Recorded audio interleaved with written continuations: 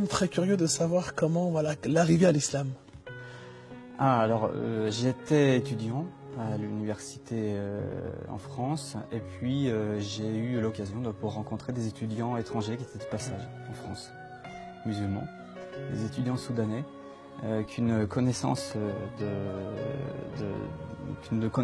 en fait qui elle était convertie à l'islam m'a proposé de rencontrer. Alors, je me suis dit je vais aller les rencontrer, sans doute nous n'aurons pas grand chose à nous dire parce que malheureusement nous partageons peu de choses. Et puis en fait là ça a été comme un bouleversement et ça a été pour revenir par rapport à ça le comportement qui m'a véritablement secoué et puis qui m'a fait réfléchir leur comportement au quotidien qui m'a touché et qui a fait que je me suis interrogé sur l'islam et me dire mais ils parlent, ils font référence sans être dans une discussion qui cherche à convaincre. Ils les expliquent à des moments, voilà on fait ça parce que. Et à ce moment-là on se dit, ça nous donne envie d'en savoir un peu plus. حيث طالب مغردون على موقع التواصل الاجتماعي تويتر بتكريم وافد سوداني نجح في إنقاذ قائد حافلة من الغرق جراء السيول والتي اجتاحت منطقة حائل السبت الماضي. والله انك تستاهل من ينزلك باليوتيوب. والله انك بطل، الله يجزاك خير. الله يجزاك خير. من أكثر الشعوب التي أحبها في العالم، وأنا لفيت بلاد كتير جدا في العالم، شفت مسلمين من كل الأعراق. الشعب السوداني من أطيب شعوب الدنيا، صحيح وده حقيقة، من أرق شعوب الدنيا عاطفة، من أكثر شعوب الدنيا تواضعا، من أكثر شعوب الدنيا ثقافة، على خلاف ما يظن الكثيرين أو الكثيرون. كمان الشهامة والمروءة فيهم الكرم والجود يعني. السودان شعب جميل جدا. انت تقيس حضارة الشعوب بالضحك، بالمسارح، بالضحك، بالفهم، بالكونتراستات، بالبتاع. الشعوب حضرتها السودان من الناس شعب بتضحك قوي يعني، ومش اي حد يضحك كويس، ضحكتهم لذيذه المخيم العائد إلى بعثة الحج السودانية، جدير بالذكر أن نائب وزير الصحة السعودي قدم شكره إلى بعثة الحج السودانية على ما قدمته في حادثة تدافع منى. See how the companions of the Prophet ﷺ, how they was. When they separated each other by just a wall, what did they do? They give salam to each other again. Always, Assalamu alaikum, kif halik, alhamdulillah, mashallah. Subhanallah, you know the Sudani brothers, mashallah, and I mentioned them because it's a habit of theirs. When they meet each other, maybe the brother, he can vouch for this. When the Sudani brothers meet each other, this is a good habit they have. When they meet each other, they spend about 5 minutes just saying, كيف حالك أخي الحمد لله الله يرحمه الله يسلمه سبحان الله أخي كيفك ما شاء الله سبحان الله الله يرضى عليك الحمد لله يرضى عليك الله يسلمه سبحان الله. I mean, just about 5 minutes they're just doing that.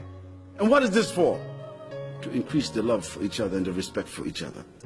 ورأيت والله من طيبة نفوسهم وحسن أخلاقهم وأمانتهم شيئا يعني فعلا يتميزون به.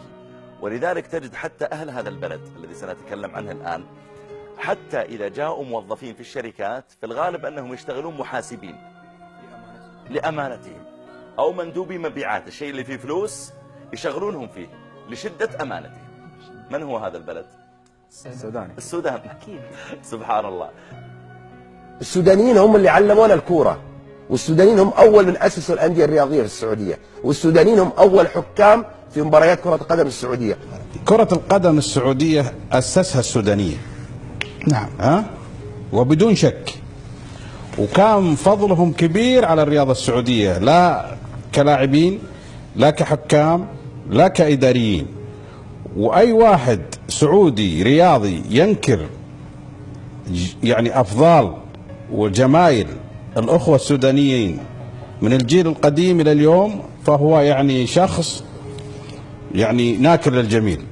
والسودان والسعودية شعب واحد. اهتمامي بهذا الشعب اللي أنا أحبه بشكل حقيقي، الشعب السوداني شعب فيه مثقفين على درجة كبيرة من الأهمية، فيه طيبة غير متناهية، فيه شهامة وفيه أخلاق وفيه أمانة تستطيع أن تأتمن السوداني في 99% من الحالات.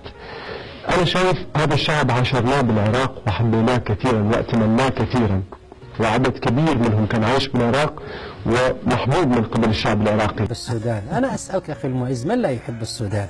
أهل السودان ترى فيهم طيبة، فيهم أصالة، فيهم رجولة، فيهم مبادئ.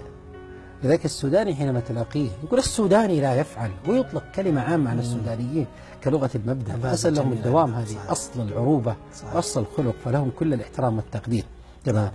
لكن المجتمع السوداني مجتمع اجتماعي جدا تماما وقريب جدا، ليس كما هو المجتمع الغربي. ربما أكثر مجتمع عربي أو دولة عربية في قرب الناس من بعضهم واجتماع المجتمع السوداني. أتكلم عن السودان قصدك. إذا أردت أن نتكلم عن الفضائل، عزة النفس، الصدق، الأمانة، الإخلاص، الصبر، التوكل، البطولة، الجهاد، الشجاعة، الكرم، أقول لك السودان. طيبة الإنسان والأرض بناسها، طيبة الإنسان السوداني، سماحة الإنسان السوداني، مروءة ونخوة الإنسان السوداني. ويعني هي ليست ألفاظ نقولها للتغطية إعلامية، أنا أعني كل كلمة من هذه الكلمات إذا أخذنا السودانية، الشخصية السودانية بالفعل تتمثل فيها هذه الصفات. Et pour lui, une récompense pour son acte de bravoure. Du ministre de l'Intérieur, je vous décerne la médaille de bronze pour acte de courage et de dévouement. Un sourire qui en dit long sur la fierté qu'éprouve ce réfugié soudanais de 26 ans.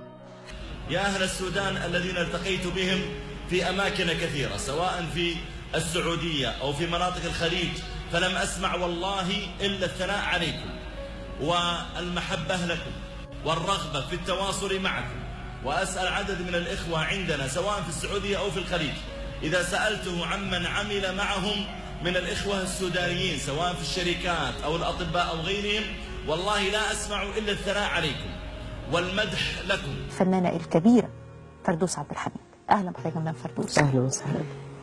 أنا عايزة أقول على حاجة. في بعض الناس قالت عن الشعب السوداني إنه يعني ممكن يكون له إطلاقا، أنا بقول لك إطلاقا يعني الشعب السوداني شعب كريم جدا، كان بيحبنا ومحب ومحتضن. أنا عندي بس ملاحظة. صدقوا إنه إحنا إذا كنت أنا أمثل واحد من إخواني في العراق، فإحنا نكون لكم المحبة الكبيرة والتقدير، ونعرف كثير. وأنا دائما أقولها، أولا أبدأ بعزة نفسكم الجميلة اللي التبسناها يعني حقيقة بدون أحد أن يخبرنا، ولكن من خلال تواجدنا المستمر معكم ومع أصدقائي اللي راسلوني من السودان كثيرين جدا. عن قلوب السودانيين طيبة. السوداني قلبه أبيض بعكس بشرته. يقول ما هو العسل الذي جوفه أبيض وظاهره أسود؟ قال هو السوداني. أيضا هو أمين. فنحن تعاملنا مع الإخوة السودانيين في بلادنا وفي غيرها. جاءنا من السودان المهندس والأستاذ والمدرس والطبيب والمعلم وغير ذلك، وجدنا الحمد لله بل أكثر من يكون في الشركات الآن والبنوك من المحاسبين هم من الإخوة السودانيين لأمانتهم حقيقة بالنسبة لغيرهم. وعندهم أيضا الكرم السوداني، فالسوداني كريم. عندهم عادات أن الواحد يخرج بطعام عند الباب، يضيف إخوانه، يأتيه الجيران، باب السوداني مفتوح.